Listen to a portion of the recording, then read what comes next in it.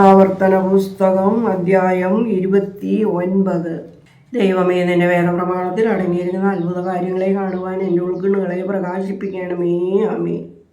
എല്ലാ ഇസ്രായേലരെയും വിളിച്ചുകൂട്ടി അവരോട് മോശ പറഞ്ഞു, മിസ്രയീം ദേശത്ത് നിങ്ങളുടെ കൺമുമ്പിൽ വെച്ച് ഫറവോനോടും അവൻ്റെ ഭൃത്യസമൂഹത്തോടും രാജ്യത്തോടും ചെയ്തതെല്ലാം നിങ്ങൾ കണ്ടതാണല്ലോ. അവിടെ നിങ്ങൾ വലിയ പരീക്ഷകൾ, അടയാളങ്ങൾ, അത്ഭുതങ്ങൾ എല്ലാം സ്വന്തം കണ്ണുകൊണ്ട് കണ്ടു.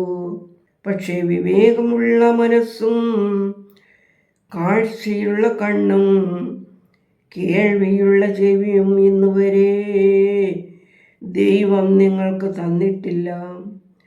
40 വർഷമാണ് അവൻ നിങ്ങളെ മരുഭൂമിയിലൂടെ നയിച്ചത്.